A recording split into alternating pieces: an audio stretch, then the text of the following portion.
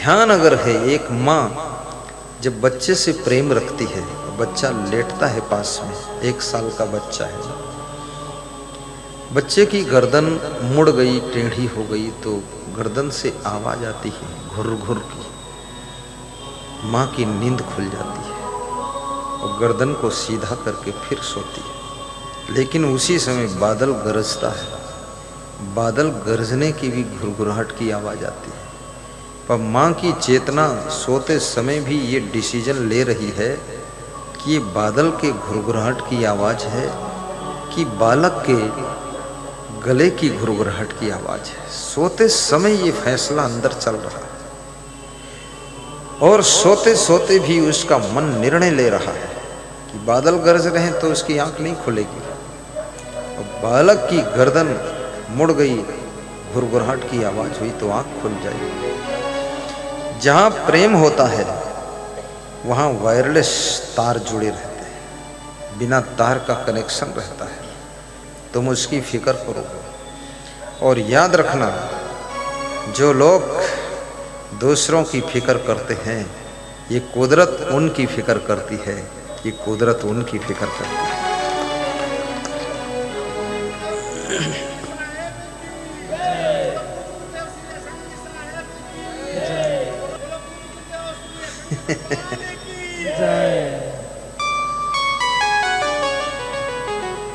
District Hamirpur, ग्राम खैरी, मदन पाल जी, इनका ये भाव है जय बोलने का।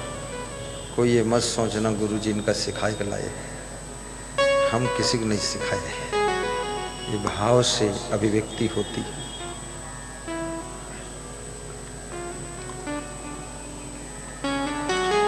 श्रद्धा के शब्द है, कभी श्रद्धा मुखर हो जाती है, कभी श्रद्धा प्रखर हो जाती है, कभी श्रद्धा मौन हो जाती है, कभी श्रद्धा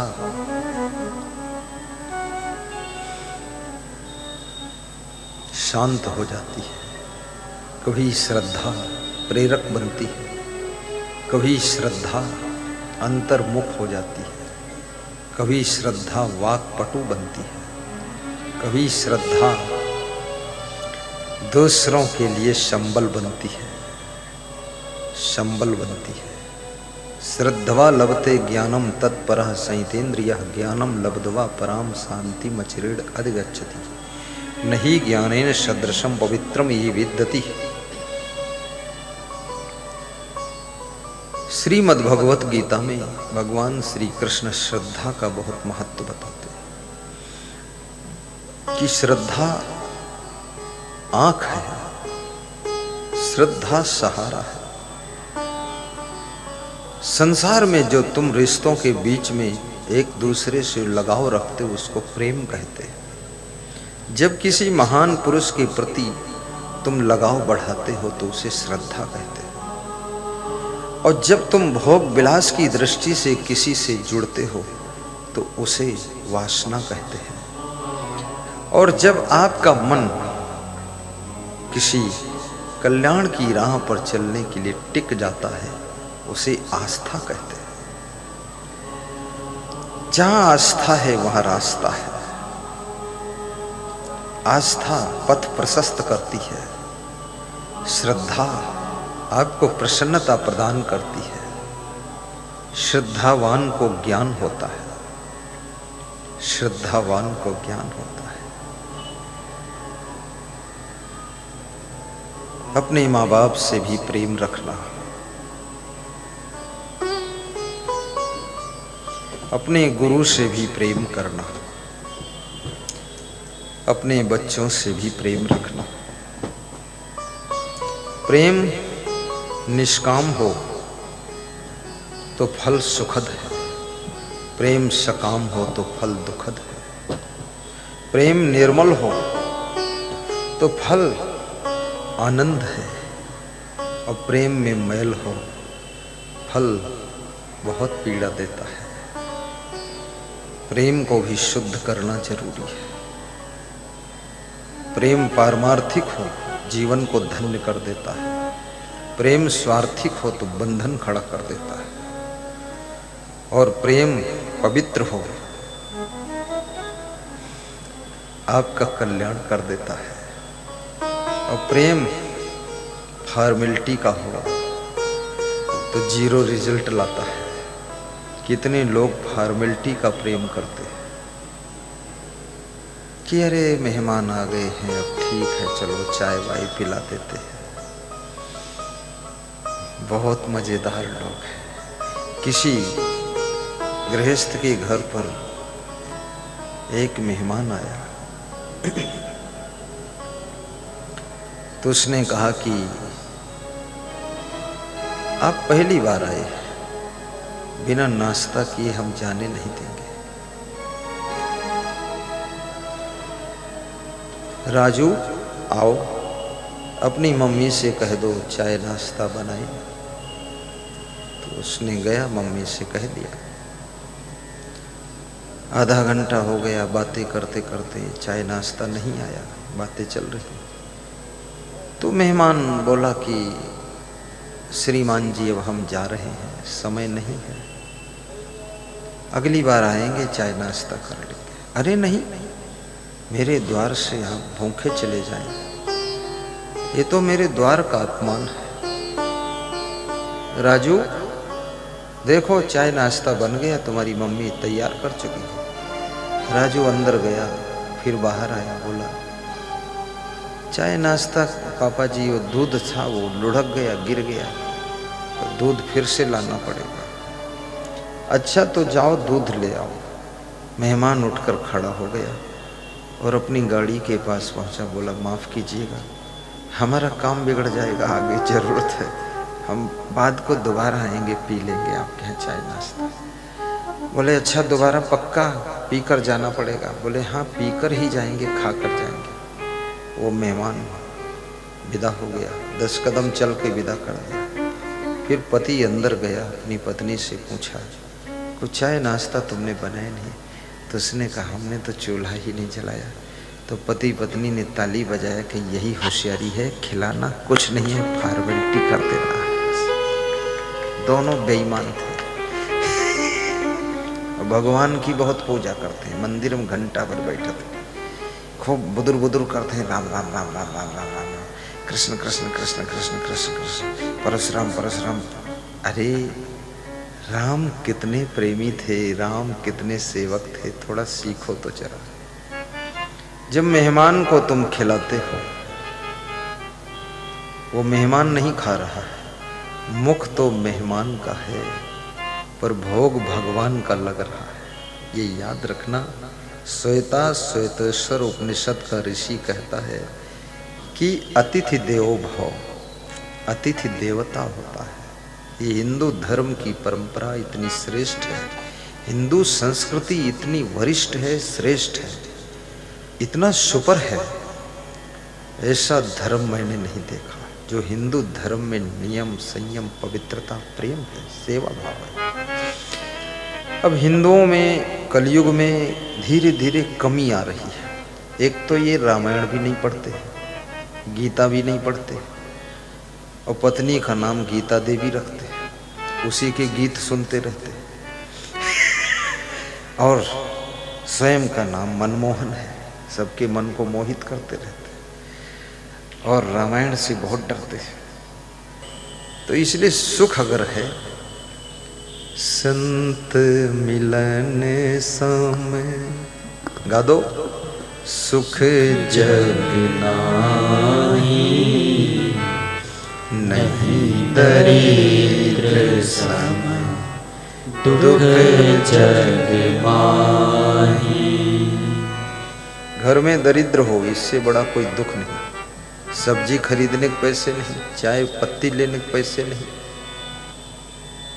बेटियों के दुपट्टा खरीदने के पैसे नहीं, पत्नी के कान कुंडल गिर गए, एक कानम कुंडल दूसरे कानम कमंडल, पूछाइए नहीं, कहते पैसे ही नहीं है। जिंदगी भर चिल्लाते budget fail budget fail budget fail. Budget fail नहीं है, तुम फेल हो, तुम फेल हो इसलिए बजट फेल हुआ है, तुम्हारे बुद्धि विवेक है नहीं। ऐसी सेटिंग से काम करो कि धन बरसना चाहिए। भगवान के बाद दूसरा भगवान धन है, धन बरसाओ और धर्म भी करो। धन होना चाहिए। भगवान राम कनक भवन में रहते थे, भगवान कृष्ण सोने की द्वारिकम रहते थे, और राक्षसी प्रवृत्ति वाला रावण सोने के लंकम रह रहा है, और तुम झुग्गी झोपड़ी में पड़े हो, खंडहर में है, तुम्हारी बुद्धि नहीं है, इसीलिए चौपट करे। और ये सरकार चाहे जितना बांटे, मैं 70-72 साल से देख रहा हूँ सरकार की योजनाएं, बहुत मजा आता है हमको। अमीरों के पैसे के टैक्स को इकट्ठा करके सब बांटती रहती है, न झुग्गी झोपड़ी कम हो रही है, न भिखमंगा कम हो रहे हैं, और न नालायक कम हो रहे हैं। जमीन भी बांटी सरकार, जमीन बेच के फिर दारू पी ली, तो जमीन बेचने पर बैन लगाए दे, तो जमीन हम काम ही नहीं कर दो, बंजर पड़ी। फिर जमीन दूसरे को दे तो वो जोत थे, जिससे जमीन कटौती चकबंदी में किया था, वह जमीन फिर वह जोतक मिली है, और वो फिर दारू पिए पड़ा है। सरकार अगर चाहती है कि जनता को हम सुखी करें, संपन्न करें, तो सबसे पहले आदेशित करो कि असंग देव के सत्संग में सब आए और सत्संग सुने, इनको हम अमीर बना देंगे। ये तुम जो 200 रुपया बांटे तो महीने में, इससे कुछ न हुई। ये 2010 रुपये तो महीने में तुम 200 देते, इनका वही पूर्ण नहीं पड़ता। इनका मांस, मछली, अंडा, नशा, शराब, जुआ, गांजा, चरस, बीड़ी, सिगरेट, भांग, क्रोध, गुस्सा, आलस्य, कामचोरी, निकम्मापन, बेईमानी, बदतमीजी, नालायकी, ये सब इनकी दूर हो जाए। इनसे ज़्यादा अमीर कोई नहीं होगा, ये मालामाल हो जाएंगे। अभी हमारे यहाँ एक कर्मचारी आया है, तो मैंने उससे कहा, नया नया है, पहले भगत था वो, तो उसके गांव में पधरौनी गया तो परिचय हो गया। तो उसने फ़ोन किया दूसरे कर्मचारी को कि हम आना चाहते हैं गुरुजी, क्या रख लेंगे? तो मैंने कहा, इसके दांत बहुत गंदे हैं, इसको हम रखेंगे तो हमारी बदनामी होगी। जहाँ ये मुंह खोलेगा लोग कहेंगे ये गुरुजी के साथ रहती, का खात मलामत छोड़ इसने अभी तक। तो उसने फिर फ़ोन किया कि हम सब कुछ छोड़ देंगे। तो हमने कहा, बुला लो देख लें। वो सब छोड़ दिए। आया तो मुझे नहीं मिला, 10-12 दिन के बाद भेंट हो गई अचानक। तो हमने कहा, बंसी लाल कैसा लग रहा है? अरे बोले गुरुदेव बहुत सुख है, बड़ा आनंद है। तो हमने कहा, कैसे? अरे कहीं 200 रुपया के नशा खरीद रहे, वो छोटी का 200 ही बच गया, और 300 रुपये रोज वेतन मिल रहा है, तो 500 हो गया, और 150 का भोजन खाई थे तो 650 हो गए, और यात्रा करी थे तो वो हम पैसा नहीं लागत, फ्री में चले जाए थे, और साबुन वाबुन मिल जाते। तो गुरुदेव 700-800 की बचत हो गई, आप एक शरण में यहाँ, और तम्बाकू मकू पान पुड़िया छोड़ सब देना। तो उनके दांत गंदे दिखाई दे रहे हैं। बोले रगरित खूब है तुम्हारे डरने मारे। और साफ होने लगे। आज मैं उसको प्रातः पद यात्रा परिक्रमा में ले गया, तो उसकी बुद्धि को देखा, बुद्धि पर रखना भी चाहिए। तो मेरे को लगा ये तो कमांडो दिमाग का व्यक्ति है। तो आज मैं आदेश कर दिया कि इसको जो है ट्रेनिंग दिया जाए और इसको आगे बढ़ाया जाए थोड़ा। कहने लगा, जिंदगी में हम कुछ खैबे नहीं करीब, और जौन आपके आदेश हुई भाई करीब, हमका जिंदगी भर सुख नहीं मिला, जौन सुख आपके शरण में मिला है। जो सुख पायो गुरु भजन में, सो सुख नाही अमीरी में, मन लागो मेरो यार। ताली बजाते क्यों नहीं हो? बहुत अधमरे हो तुम। ताली तभी नहीं बजती जब टेंशन तादाद से ज्यादा होती है। खूब टेंशन करो, खोपड़ी नस फट जाएगी, कुछ नहीं पाओगे। भला बुरा सबका सुन लीजिए, करे गुजरान फकीरी में, मन लागो मेरो यार फकीरी में, मन लागो मेरो यार। थोड़ा जोर से बजा दो ताली, जोर से। मन लागो मेरो यार फकीरी में। अब कुछ शर्म मिटी है। कबीर कल से हम यही तमाशा देख रहे हैं। ताली बजावे कहो तो गदेले मलहम लगाओ, गदेले फफोले पड़े। सबूरी जोर से बजाइए, हंसिए भी, मुस्कुराइए भी। मिले सबूरी इस दुनिया में चाहे जितना मुंह ऐठो, कोई फर्क कुछ नहीं पड़ेगा। हंसते रहो तब ठीक। में मन लागो मेरो यार फकीरी में। बोलो सदगुरुदेव की जय हो। अमीरी में फकीरी जैसे रहो, समझना। अमीरी में फकीरी और फकीरी में अमीरी, दोनों का अर्थ समझो। मतलब आपके पास में करोड़ों धन हो लेकिन सादा जीवन, उच्च विचार रखो। करोड़ों धन का अर्थ नहीं एक मुर्गा रोज खाओ। इसका अर्थ ये नहीं कि इंग्लैंड की इंग्लिश बियर पियो, नहीं। करोड़ों धन है, फकीरी जैसे, साधु जैसे, संत जैसे जीवन होना चाहिए। सादा जीवन, उच्च विचार। और हर वर्ष सर्दी जब शुरू हो, पुराने गर्म कपड़े सब बांट दो गरीबों को। और गर्मी शुरू हो तो गर्मी वाले कपड़े सब बांट दो, नए खरीद कर पहनो, चिरकुट मत ला दो। कितने लोग बहुत चिरकुट लाते रहते। कितने लोगों के घर में, मैंने एक घर में गया तो 100 जोड़ी जूता रखे। तमकिन इतने जोड़ी जूता कहीं जोन पुरान हो जाए वह रखे दी थे। तमकिन इसको फिर क्या करते हो? बोले पहनता नया हूँ, रखा रहता है। तुमने करते क्या? बोले देख लेता हूँ। तमकिन तुम तो पूरी जूता लाल हो, इसको किसी को दे दो जिसके पैर में जूते ना हो। बोले देने का मन नहीं है। फिर छत पे चढ़े तो वहां सोफा सेट, कुर्सियां भीग रही थी। थोड़ा पानी आ गया, मैं छत पे राउंड कर रहा था। मैं पैदल चलता जरूर, तो हमने बुलवाया। हमने कहा इनको अंदर रखवा दो, भीग जाएंगे। बोले अंदर रखने की जगह नहीं। तो हमने कहा किसी गरीब को दान दे दो। दान देने का मन नहीं। तो हमने कहा बहुत झंझट है। तो हमने कहा तो ऊपर एक कमरा बनवाए तो उमर रख दें। बोले कमरा बनवाने की जरूरत नहीं। तो हमने कहा इनको सड़ा क्यों रहे? बोले वाइफ पड़ोसी गरीब है, उसको दे दिया था इसने सोफा, तो हमके घर से उठाए लाइन छत पर धर दे। इतना कंजड़ पति है। कितने कंजड़ पतियों के चक्कर में धर्म पत्नी फंस गए। एक मुट्ठी दान नहीं कर सके, जो दान कर दे तो मुक्कन मारी। अतः कंजड़, बहुत धूर्त मिलेगा पति, सड़ भले जाए, बर्बाद हो जाए।